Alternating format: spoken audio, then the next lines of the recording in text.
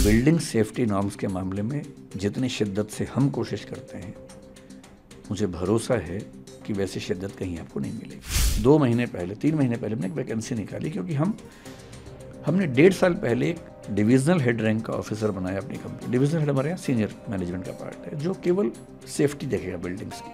16 points उसमें लिखे हुए हैं, जिसमें एक लिखा हुआ है कि मैंने चेक कर लिया है कि सारे दरवाजे खुले हैं, फायर एग्जिट साफ है, उस पर कोई बाधा नहीं है, छत के दरवाजे खुले हुए हैं, कोई इमरजेंसी होने पर बच्चे बाहर निकल सकते हैं। सब 16 पॉइंट्स हैं उसमें।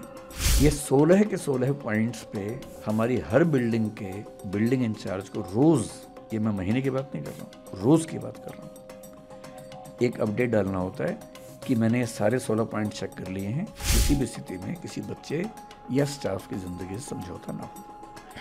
हमारी नीयत ऐसी ही है। एक गलती हुई समझने में, मैं पूरे देश से, पूरे समाज से माफ़ी मांगता हूँ कि हाँ, वो गलती हुई, आगे वो गलती नहीं होगी।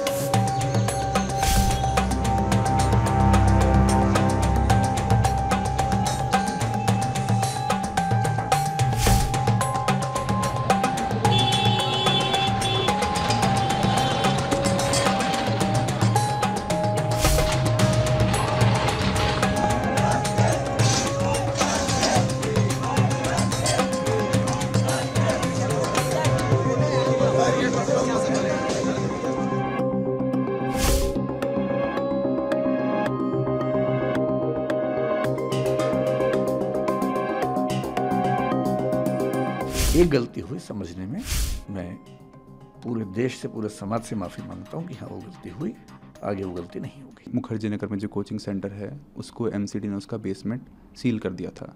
बच्चे, आपके जितने भी स्टूडेंट्स हैं, वो दोनों कोचिंग सेंटर मुखर्जी नगर में हो, चाहे करोल बाग में हो, वहाँ पे प्रोटेस्ट कर रहे हैं। कुछ बच्चे कल रात को आपके घर के सामने भी पहुँच गए हैं। बच्चों में बहुत आक्रोश है, वो जस्टिस चाह रहे हैं। कहीं ना कहीं आपको ये भी लगा है कि दृष्टि आईएएस से कोई चूक हुई है? बिल्डिंग सेफ्टी नॉर्म्स के मामले में जितनी शिद्दत से हम कोशिश करते हैं, मुझे भरोसा है कि वैसी शिद्दत कहीं आपको नहीं मिलेगी। अगर आप चाहेंगे, मैं भी आपको अपने व्हाट्सएप में एक चीज़ दिखाऊंगा। हमारे पास एक, आप, मुझे नहीं पता बाकी इंस्टीट्यूट्स क्या करते हैं, मैं अपना बता रहा हूँ आपको। 2 महीने पहले 3 महीने पहले हमने एक वैकेंसी निकाली, क्योंकि हमने 1.5 साल पहले एक डिविजनल हेड रैंक का ऑफिसर बनाया अपनी कंपनी। डिविजनल हेड हमारे यहाँ सीनियर मैनेजमेंट का पार्ट है, जो केवल सेफ्टी देखेगा बिल्डिंग्स की। उसका एक ही काम था, बिल्डिंग की सेफ्टी देखना। जनवरी 2023 में हमने एक व्हाट्सएप ग्रुप बनाया, मैं उसका मेंबर हूँ। उस ग्रुप का काम क्या है?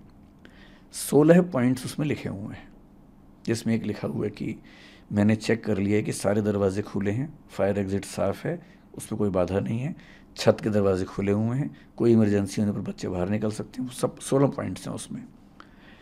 ये 16 के 16 पॉइंट्स पे हमारी हर बिल्डिंग के बिल्डिंग इंचार्ज को रोज़, ये मैं महीने की बात नहीं कर रहा हूँ, रोज़ की बात कर रहा हूँ, एक अपडेट डालना होता है कि मैंने ये सारे 16 पॉइंट चेक कर लिए हैं, ये सारे ठीक हैं। अगर इसके बाद भी कोई दिक्कत आती है तो मैं इसके लिए ज़िम्मेदार हूँ। ये रोज़ होता है। आप अगर व्हाट्सएप मेरा देखना चाहेंगे, इसके बाद देखिएगा। और ये हर बिल्डिंग के लिए रोज़ होता है। इसके अलावा 3 महीने पहले हमने एक वैकेंसी निकाली, 2 महीने पहले ज्वाइनिंग हुई मई के अंत में, एक ऐसे व्यक्ति की जिसका नाम ही है फायर एंड सेफ्टी ऑफिसर। उनका काम क्या है? वो 14 साल से बड़े बड़े मॉल, बड़े बड़े हॉस्पिटल्स में, फोर्टिस जैसे हॉस्पिटल में, एम्बियंस जैसे मॉल में फायर एंड सेफ्टी काम कर चुके हैं।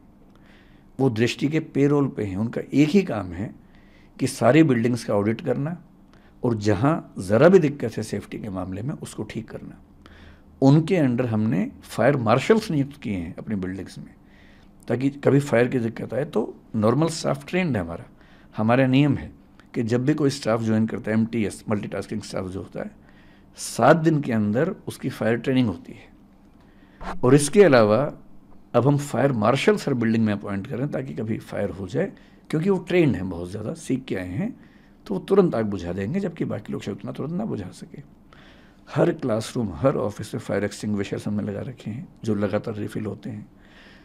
मैं चाहूँगा कभी आपको मौका मिले, अगर आप सर्वे कर सकते हैं, दिल्ली या दिल्ली के बाहर हमारी किसी भी शाखा में जाइए, किसी भी क्लासरूम में जाइए, किसी भी बिल्डिंग में कम से कम 2 एग्ज़िट ना हो तो मैं ज़िम्मेदार हूँ। हम ऐसी बिल्डिंग रेंट पे लेते ही नहीं जिसमें फायर एग्ज़िट ना हो। कई बिल्डिंग्स में आप देखेंगे लोहे का बहुत बड़ा फायर एग्ज़िट बना हुआ, चाहे करोल बाग में देखें, चाहे जयपुर में देखें, चाहे इलाहाबाद में देखिए। वो हमारी शर्त होती है। इंदौर में हमें 1.5 साल एक्स्ट्रा लग गया केवल इसलिए कि एक भी बिल्डिंग ऐसे नहीं मिल रही थी जहाँ 2 एग्ज़िट हों। हमने एक लैंडलॉर्ड से बात करके उसकी ज़मीन पे, प्लॉट पे बिल्डिंग बनवाई 2 फायर एग्ज़िट वाली, और वहाँ काम शुरू किया। 2 साल लेट काम शुरू किया, सिर्फ इसलिए कि किसी भी स्थिति में किसी बच्चे या स्टाफ की ज़िंदगी से समझौता ना हो। हमारी नीयत ऐसी ही है। एक गलती हुई समझने में, मैं पूरे देश से, पूरे समाज से माफ़ी मांगता हूँ कि हाँ वो गलती हुई, आगे वो गलती नहीं होगी।